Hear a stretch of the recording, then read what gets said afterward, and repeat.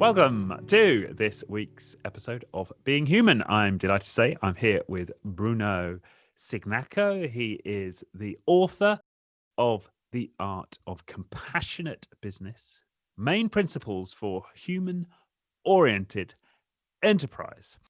Bruno, welcome to the show. Thank you very much. I feel very honored. Thank you for the invite. Thank you. All the way from East London, not Italy, as your accent might suggest. Yes. I'm Italian-Argentinian, but I'm living in London for nearly 12 years. Right. Well, we're glad to have you on this island. Thank you very much. I feel very honored. Thank you. And I suppose what drew me to the book is the fact that you use this word love, which we tend to reserve for, in the main, I suppose, for our familial or mainly our romantic connections, certainly in the English language. And you're applying it in a business context. In fact, many chapters in the book are about this idea of love in the workplace. So true. Yeah, how did you arrive at this idea of talking about love in the workplace? And what do you mean by love, I suppose? Good question. So what I want to say is that we're not talking about a very narrow connotation of love. For example, love that you feel for your partners, your family, your friends. This is a sentimental connotation of love. Here I'm talking about a much wider connotation of love, a more humanistic one, which implies compassion, empathy, support, care, generosity, and this can be applied to business relationship and non-business one.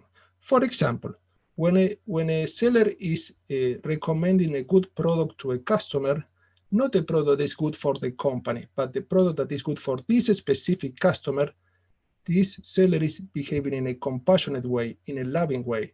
And by doing so, this customer is more prone to come back and even recommend this company to other customers. So in this case, we are applying love to customer service or to selling. And selling not from the perspective of marketing, but from the perspective of service, providing customer with a good service. Right. And I guess what's your background? Because we were talking before we came on air that had you get to a place where you're writing about love in the workplace. Yeah, fill us in a bit. Briefly about myself, I want to comment. And I'm a lecturer at different university. I'm also a consultant for many years regarding business modules at university and international marketing in consultancy. And also I have been researching on business and also personal development in some cases for a long time. And what I observed, a long time ago, I read an article that was titled The Human Moment at Work. This was published in Harvard Business Review, and they commented about the connection within a company, connection between employees and connection between employees and external stakeholders. And this author observed that technology hindered the connection between employees, between themselves, but also between employees and stakeholders. And they observed that there should be more human moments at work. I was surprised by this article and I wanted to know more. And I started a long process of research that was coronated by my new book, The Art of Compassionate Business. And I observed that there are some principles that are timeless. I'll call this perennial principle. This means that are principles that can be applied today and in 20 years' time. For example, principles that are compassion, so to be compassionate with different stakeholders. Another principle is to be generous with different stakeholders. Another principle is to be grateful with different stakeholders. And over this conversation, I will give different examples of how to apply these principles. This principle can be applied to any business activity, to any sector, and any size of company.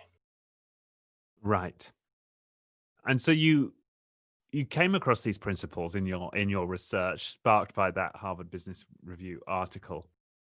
And what were the early stories or the early inspiration as you started this this passion project, I suppose? The early story is that I work as a consultant for more than 20 years. And Sorry, you worked as a consultant in international marketing.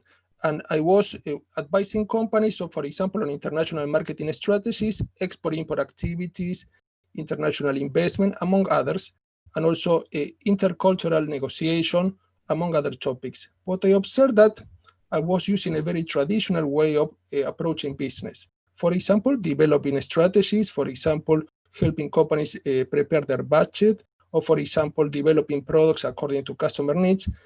This is what any business book will comment about, the traditional way to talk about business. But I observe that this is a way of approaching business that can be a bit outdated. Why? Because they try to focus only on what can be measured, what can be counted, such as profits, market share, sales, and this dismiss the qualitative aspect of business, what cannot be measured, what cannot be counted. For example, companionship, care, support, compassion, empathy, and both are important. Why? Because I observe that business is about relationships. If you nurture relationship in a very effective way over time, this will bring about a success in business. The companies are more prone to achieve what we call key performance indicators such as profitability, productivity, efficiency. Many companies instead focus on achieving this indicator without caring for relationship. And this is wrong. Why? Because these indicators are always the natural result of the interaction between a company and its stakeholders. And no company, I always tell when I train some clients, no company can succeed on their own. Company needs suppliers, need employees, need customers, need community members. And we need to nurture this relationship. And this relationship should be mutually beneficial, win-win.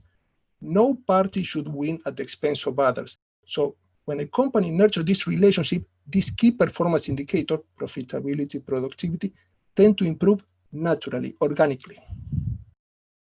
So what I observe, I wanted to comment about this, that then I turn into much more human-oriented advisory and consultancy because I observed that companies were focusing only on profit.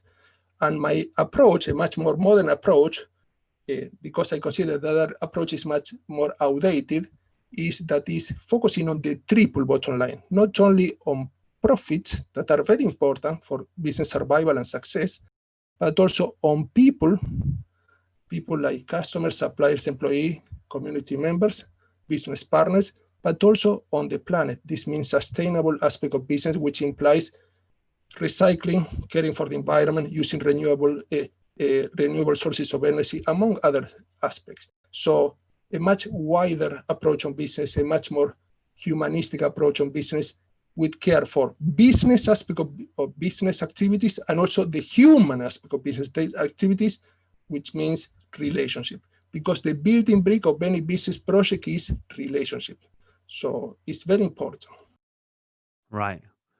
And can you give me an example from your work where you've seen this in action and you've seen a difference being made by adopting one? Well, I am advising some companies, and for example, during this challenging time that we all know that we have with all this pandemic, I observed that some companies tend to be very rigid with employees.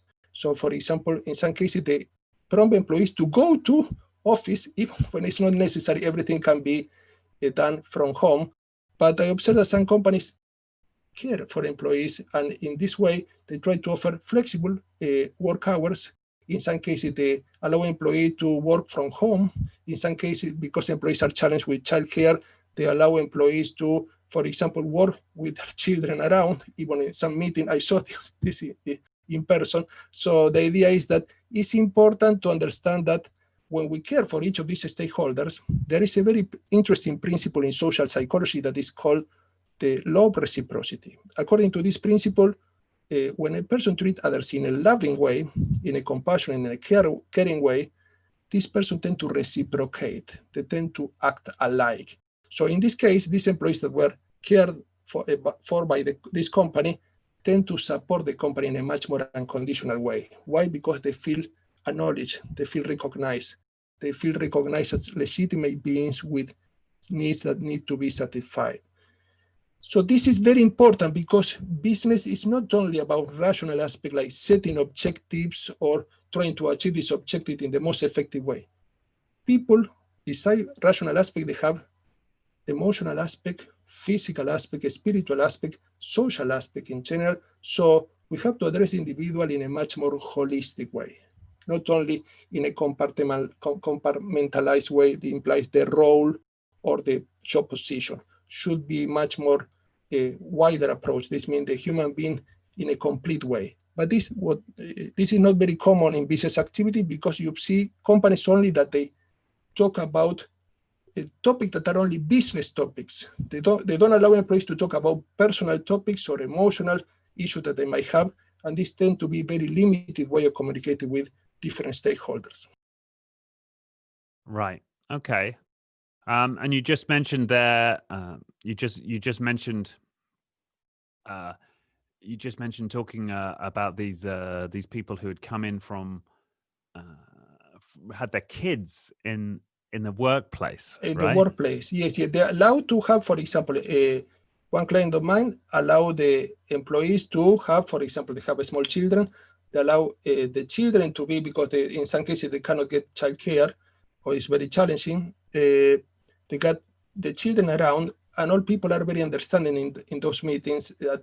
So the idea is that this is a much broader approach. We are not only caring for work, which is very important, but we are caring for the individual.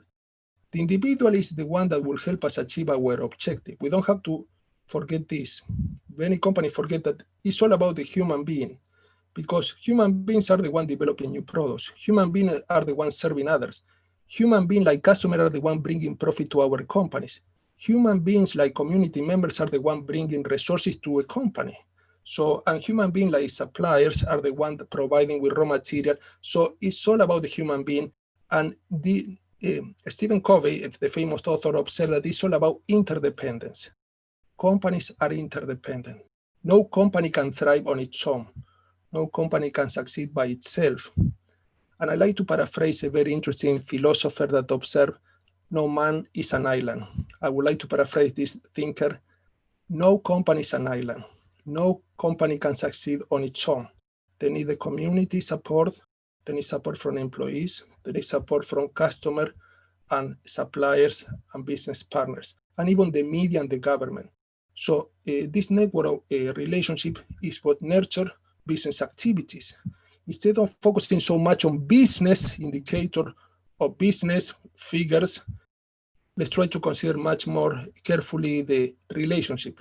How can we nurture this relationship? How can we develop win-win agreements? I see few companies in the past that tend to satisfy the needs of only few stakeholders. I'll give you an example. There was a company that was producing furniture in the past, and they were producing high quality furniture. The furniture was very, very well priced. Employees were very well paid, so the customers were satisfied, very important stakeholder. The employees were satisfied because they were paid very good salary, but they were polluting the environment. So in that case, a very important stakeholder, the community members, were not satisfied because the environment was polluted. The company has a lot of waste thrown in the river, and so this didn't look good. So even customers were satisfied, even employees were satisfied. So all relevant stakeholders, and I want to define stakeholders as individuals and groups with interest in an organization, should be having their needs met. So this means that no stakeholder should be left aside. Right. But I suppose if I'm playing devil's advocate here and I'm thinking about the company that cares for its, let's say in this example of this furniture manufacturer, maybe there's two manufacturers on the river of furniture. One cares about its environmental impact and puts in place systems to take care of that, but takes on the cost of that, whereas another one further down the river decides not to do that, doesn't have the cost, is more profitable, over time can invest in more equipment and expanding its operations, maybe even having more competitive pricing, and over time that company wins in the marketplace because it doesn't have to care for its externalities. It's possible. This is a possible hypothesis.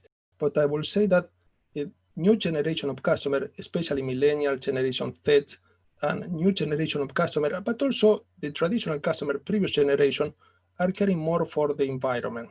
There is a growing number of customers that are caring for the environment. So when they have the option of choosing two companies, in some cases, even when they have to pay a bit more for a a product like furniture that is highly priced, a customer will understand that they might be contributing indirectly to improve the environment if they buy product from a company that is socially conscious.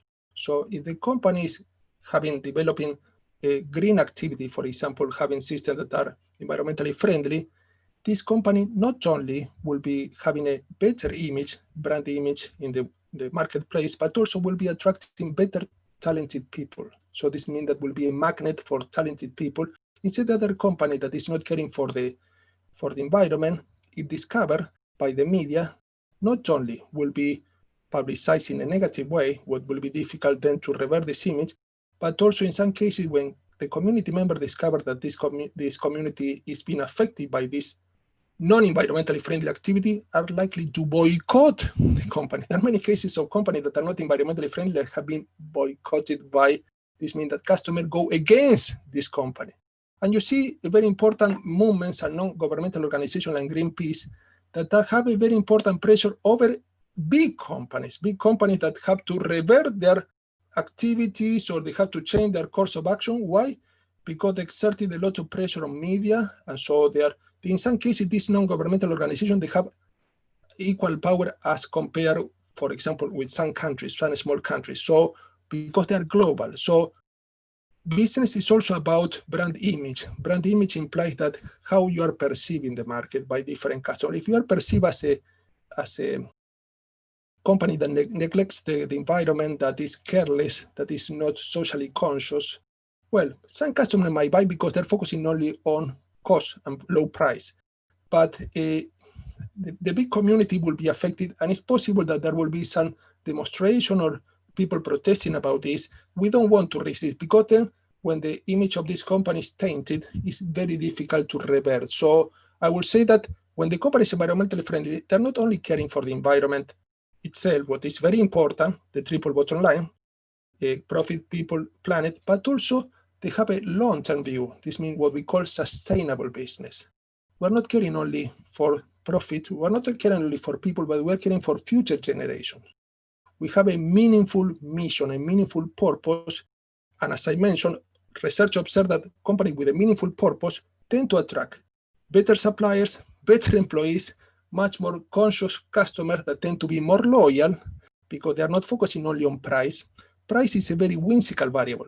If you put the price low, obviously many customers will come to you, but other suppliers can do the same, and then the customer might switch from your company to others. Instead, having a conscious approach on business is a much more sustainable competitive advantage, which means that you tend to differentiate from others, not only focus on price, but in much higher value variables. Right. The other thing you talk about in the book is this idea of natural conversations. Can you talk a bit more about that? I love this topic. So I devoted a full chapter, natural conversation. Let's define what is a traditional conversation and what is a natural conversation.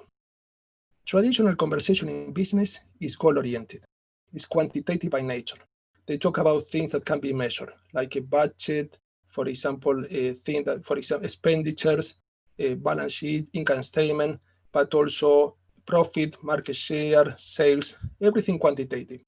And in business conversation, in most cases, people are being taken as a means to an end. So for example, if I am an employee, I want to talk to my colleague, I will talk to my colleague not to know him or herself. I will talk to this employee for them to help me develop this budget, or so this person will be a means to an end to achieve my goals. The same happens with manager and subordinate. So this is a very restrictive way of communicating. And also we have that in business environment and work environments, employees and different stakeholders, they cannot convey their emotions. So the business conversations are non-emotional. It's like the emotions do not exist. There are a few companies that are taking a new approach, and they're using an approach what we call emotional intelligence that allow employees to express their emotion, to feel vulnerable, to express their worries or concern, and also in some cases to look for support, emotional support. But in most cases, emotion tend to be like a disturbing factor in business. We have to concentrate, focus, multitask if possible. Most of the business environments are very hectic. people do not have time to know each other, and they're focusing on roles and hierarchy. This means that I do not know you as a person. I know you only as you are the manager, or you are the customer service officer, or you are the CEO, but this is a facade. Behind the facade, or beyond the facade, there is a person that is unlikely to be met. Why? Because we are focusing only on the role. These roles work like a mask that obviously hide the real person, and you cannot know emotional aspect, physical aspect, hobbies, pastimes, family aspect of this person. The only times that company can allow employees to know on a personal level is when they have, for example, Christmas meeting, for example, when they end the year and they want to celebrate, that they let their hair down and they allow them to communicate in a much more casual way. But it's very limited. So, and many companies have very tight deadlines. They do not allow employees even, I saw companies that have one meeting after the other. And how you can meet others even virtually now, if you have no time to meet. So, and in business, there is a very interesting principle that is a negative principle we call abnegation. Work hard, you try to meet all the deadlines, don't get distracted, don't waste time, get always focused, don't even allow yourself to relax, try to be always focused, and people tend to get stressed, a lot of burnout, and people cannot meet with one another. So my advice in the book, Natural Conversation, is the opposite and implies getting a much wider approach. And when we're talking to one another, this person is the end. It's not the mean to an end. It's the end itself. Some philosophers like Kant observe this, that we don't have to take people as the mean to an end. We have to take them as the end. We want to know them well. We want to know their worries, their concern. We share a common humanity. We all have fears, we have expectation, we have hopes, we have dreams, we have setbacks, we succeeded in the past too, and we have this common ground that is helping us communicate with one another. And emotion should be allowed, because when emotions are suppressed or repressed, they tend to come out in a very negative way. They tend to cloud our discernment. They tend to, for example, make us less creative. In some cases, they take us to places that we don't want to go. So natural conversation implies taking into account the wider approach on human being. This means they're not only roles, they're people with all these common factors, our shared humanity. Right. And then related to that, you talk a lot in the book about passion. So how do you distinguish love and passion? Passion. Why is it important? Passion is connected to love, because when you are passionate, you do something that generally when you're passionate about something is something that you love. And passion in business could be connected to a meaningful purpose, a meaningful mission. So passion is the driver that help companies and entrepreneurs and business people to achieve their objective. Is the fuel that allows people to go ahead, to continue, to keep on going, even when they have challenges. So I feel that this is very important, because in business, many people believe that it's a straight line. You go from point A to B. This is unlikely. You have a lot of challenges. It's a zigzag line. So you will have a lot of challenges, customer that might leave your company, employee that will go to another company, supplier that won't meet the requirement. So all these challenges tend to appear even in big companies, but when we're passionate, we take these problems or inconveniences as opportunities to improve. What we can learn from this. A passionate person will say to themselves, I have some problems, how can we do better in the future? Always with focus on the big mission and also the big picture, what we call vision, the business vision. But also passion implies that we are focused on what is important. We don't focus on things that are outside, for example, our meaningful mission. So when we're passionate, we try to take our time to achieve this mission, and also not getting distracted. We're not getting distracted by, for example, activities that are not related to this mission. Doesn't mean that we cannot have a spare time, but we are mainly focused on and this means that when you're passionate, the time flies. When you're passionate, you enter a state of what a Venice researcher called flow, or the thong. This means that time appears thong, to sorry. the thong or flow. This means that is a. I'm thinking thong means flip flop that Australians wear on the thong. Th for thorough. O-N-E. Thong.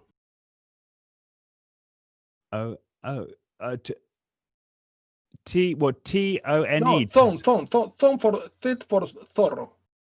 Like, okay.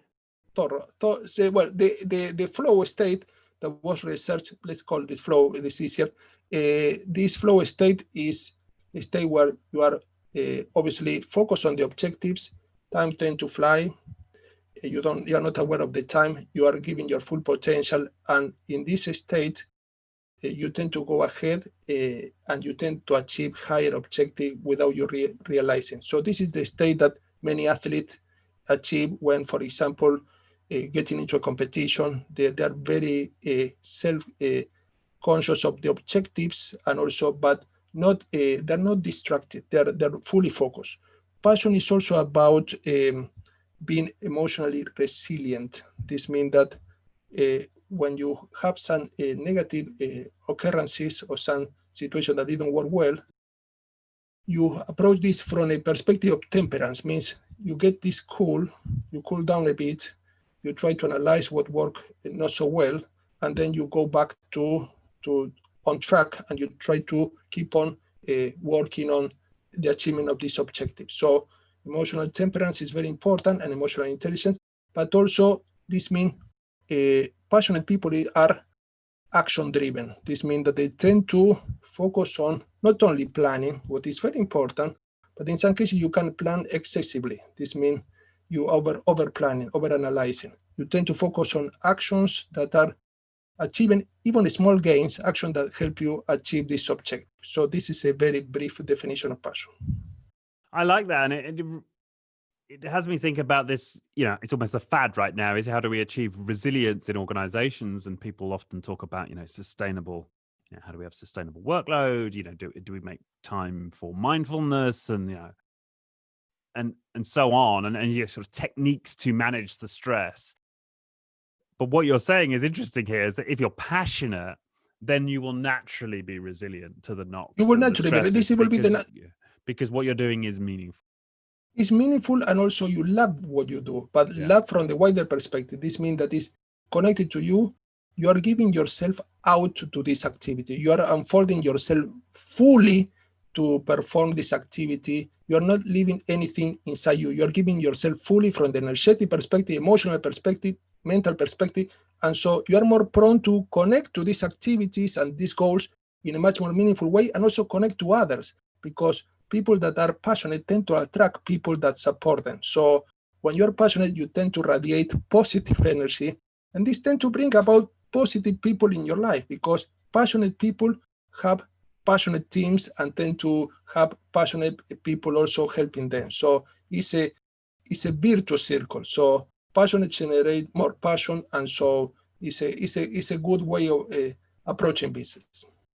Yes, and I think that if you're a senior leader listening to this, or an entrepreneur with a business, who doesn't want that? Who doesn't want positive people who are emotionally resilient, who attract other positive people?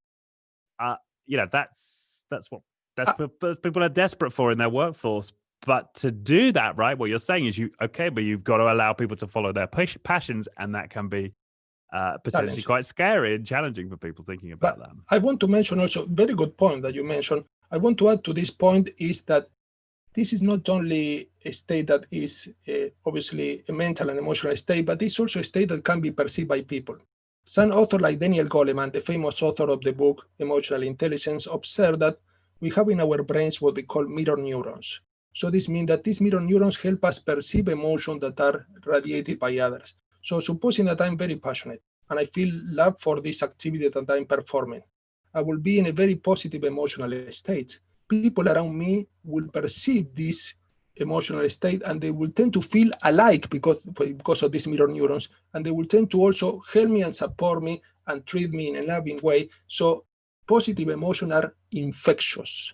This means that you infect people with this positive emotion. The same happens with negative emotion. When you are grumpy, when you're angry, when you're sad, and you have people around, these people tend to feel similar emotional state, and so because of these mirror neurons, and so passion is a very good state to not only to be driven toward your objective, but also to have people around helping you to connect to them and also doing things in a collective way toward your business purpose.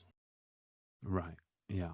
No, that's true. So, and of course, which companies can very easily create the opposite of that. Yeah. Yes. Yeah. No, I get it.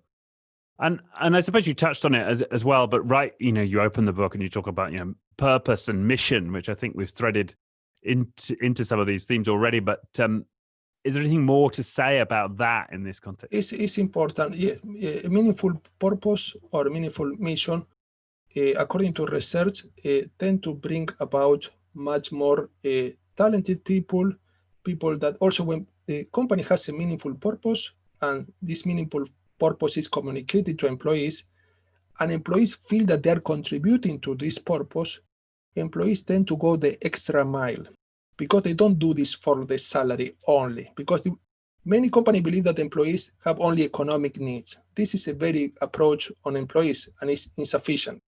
But when the company has a meaningful mission and employees perceive that this mission is important, and the company demonstrate how this employee is connected to this meaningful mission on a daily basis, how they're contributing to, employees feel more driven, more passionate, and they're more likely to go ahead and work overtime, in some cases in a very unconditional way, help the companies in ways that company might not expect. So employees try to support the company in a much more unconditional way. The opposite happens when there is research on this also, when the activities that are performed by employees are meaningless. This means that they don't matter, they don't count, and employees, in some cases, they're feeling that they're repeating the same activities every day and they're wasting their time. These employees tend to get demotivated. They don't feel passion, they feel the opposite. They feel boredom, for example, and they tend to work by the book. They tend to work the minimal time possible, and they look for, probably, if this is possible, they look for other job opportunity, because imagine doing the same thing with no meaningless activities. This is not good. For the reason, many companies try to clearly demonstrate how the connection between small activities and the big mission.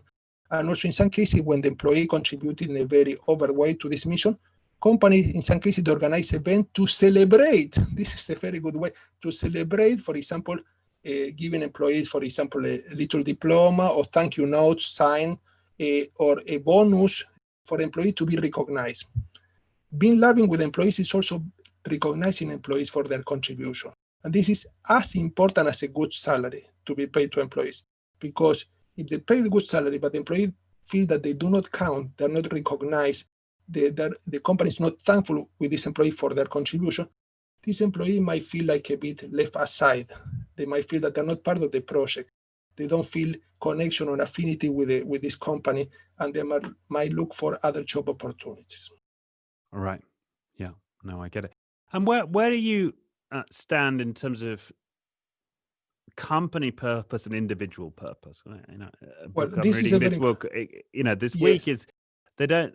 This particular example of a company that they don't really major on the company purpose, but what they do, they're very committed to allowing people to find and, I suppose, express their purpose as individuals within the company. Yes, very important. If we take some researcher, for example, Maslow observed that pursuing your purpose will be connected to the highest need, what we call self-realization or self-actualization. This is very important, and this implies that it's one of the highest needs in the hierarchy of human needs. So the best situation, the ideal situation, will be when the purpose that is pursued by a company is aligned with the individual purpose. This means that there are some overlap or connection between these.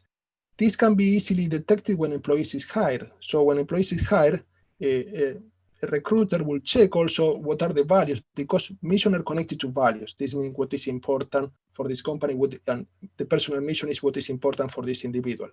In the interviews, in the job interview, for example, when the employee is about to enter or not this company, the recruiter might ask, the interviewer might ask some question about the personal values, and a good interviewer will look for some match. between the company's values and employees' values. This will be a good match because the company will be benefiting from employees' contribution, and the employee will be benefiting from to contribute for this company. So there will be a win-win agreement.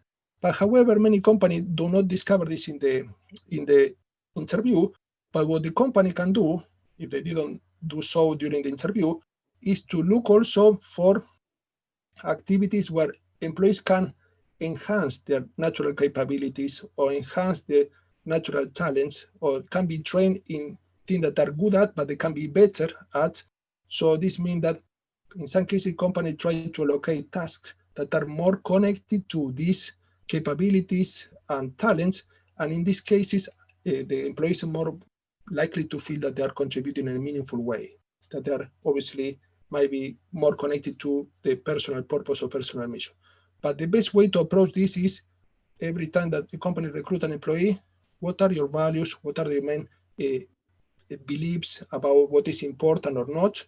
And also explaining what are the main company's values. Many companies have on their website and on their reports, they have value statement. This means what are the most important aspects that is important for this company. The quality, for example, environmentally friendliness or a compassion or connection or care. This is stated very clearly. If the employee is not related to this value, this is unlikely to be a match between the personal purpose in the case of employee and the company's purpose. Am I clear? Yeah, no, I get you. Okay.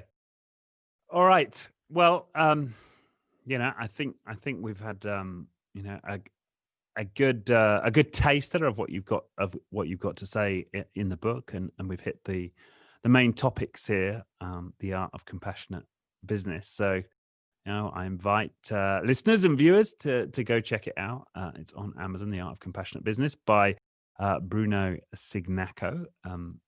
Bruno, thank you for your time. I really appreciate the conversation. Thank you. Thank you for your invite. I like the question, very insightful. Thank you very much. Thank you. Thank you for your time.